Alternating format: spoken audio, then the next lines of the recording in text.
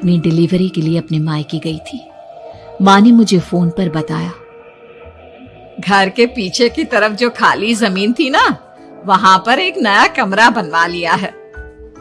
इतने सालों के बाद जैसे ही अपने घर में कदम रखा, कुछ अलग सा लगा। माँ, ये घर के पीछे की तरफ नया कमरा बनवाने की क्या जरूरत थी? अरे बेटा, घर के पीछे दूर दूर तक खाली जमीन है। तेरे पापा को कई दिनों से लग रहा था कि यहाँ पर एक कमरा बनवा लेंगे तो ताजा हवा मिल जाया करेगी। अब तो ये सब छोड़ और चल जल्दी से दूध पी ले। माँ, मैं थोड़ी देर में पी लूंगी, आप सो जाओ। मैंने दूध का गिलास उठाकर उस खिड़की में रख दिया।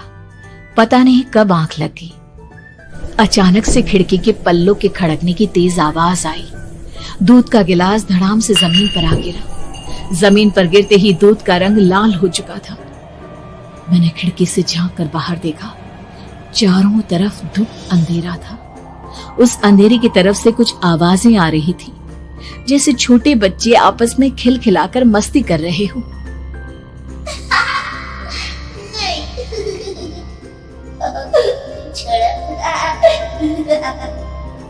इतनी रात को इतने घनघोर अंधेरे में बच्चों की आवाज कैसे आ रही है? घड़ी में वक्त देखा तो ठीक 12 बजे थे। देखकर मैं सन्न रह गई। बुरी आत्माओं और भूतों की कई कहानियां मैं सुन चुकी थी। वक्त भी कुछ ऐसा ही था। ऊपर से मैं प्रेग्नेंट। सुना था कि ऐसे वक्त में अक्सर बुरी आत्माएं औरतों का पीछा करती है, तो क्या मेरे पीछे भी? पसीने से तरबतर बड़ी मुश्किल से, जैसे कांपते हाथों से मैंने उस खिड़की को बंद किया। जल्दी से जल्दी उस कमरे से बाहर निकलकर माँ के पास जाने के बारे में सोचा, लेकिन जैसे ही दरवाजे की तरफ पलटी, लगा कोई साया हवा की स्पीड से दरवाजे के सामने से गुजर गया। मेरे गले में अटक कर रह गई। मैं जोर से चीख कर माँ को बुलाना चाहती थी, लेकिन वो आवाज खुद मेरे कानों तक नहीं पहुंच पा रही थी। तो माँ तक कैसे पहुंचती?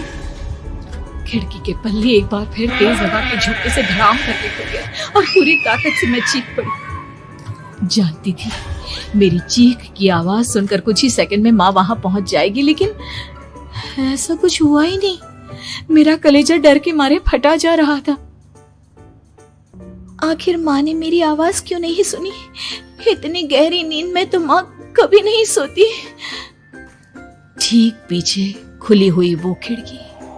मुझ में इतनी ताकत नहीं बची थी कि मैं पलटकर उस तरफ देख भी सकूं। हवा का एक सनसनाता हुआ झोंका उसी वक्त मेरे कानों से आकर टकराया। लगा जैसे किसी ने दबी हुई आवाज में धीरे से मुझसे कहा, चली जाओ यहाँ से। मैंने दोनों हाथ अपने कानों पर रख लिए और एक बार फिर ताकत लगाकर जोर से चीखने की कोशिश की। माँ! पापा! मेरी आवाज उस कमरे की दीवारों से टकराकर वापस मुझे ही सुनाई दे रही थी।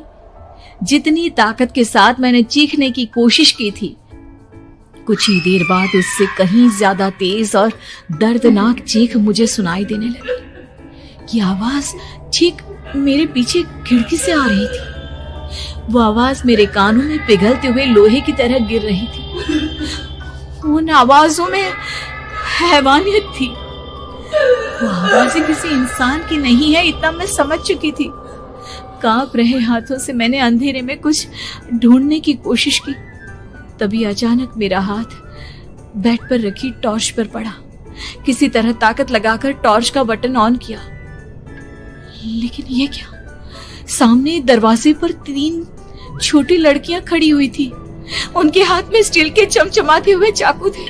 मैं घबराकर लड़खड़ाई और पीछे की तरफ हटी, लेकिन तब तक वो मेरे पास आ चुकी थी। उनकी गर्दन टेढ़ी थी और उनके हाथों के वो चाकू मेरे पेट को निशाना बनाने को तैयार। मैं जोर से चीखी, नहीं, छोड़ दो मेरे बच्चे को, मत मारो, मत मारो, छोड़ दो मेरे बच्चे को। सोनाली, क्या हुआ बेटा? तू इतनी डरी हुई क्यों है? उठ बेटा, क्या हुआ? हड़बड़ाकर मैंने अपनी आंखें खोली। देखा तो दिन निकल आया था। माँ मुझे जगा रही थी। मेरा चेहरा पूरा पसीने से लथपथ था। क्या हुआ बेटा, तुमने कोई बुरा सपना देखा क्या? मैं अभी तक अपने पूरे होश में नहीं थी। वो मेरे बच्चे को मार देगी माँ। वो लड़की मेरे बच्चे को। मैंने घबराकर अपने पेट को छुआ। सब कुछ ठीक था। और वो दूध जो रात को यहाँ पर गिर गया था, उसका रंग लाल हो गया था। माँ ने हंसते हुए दूध का गिलास मुझे दिखाया। तुमने दूध पिया ही नहीं, पूरा का पूरा ऐसे ही रखा हुआ है। तुमसे कहा था ना सोनाली, सेहत के लिए लापरवाही ठीक नहीं बेटा। लेकिन मैंने तो सब कुछ अपनी खुली आंखों से देखा था। ये सपना कैसे हो सकता है?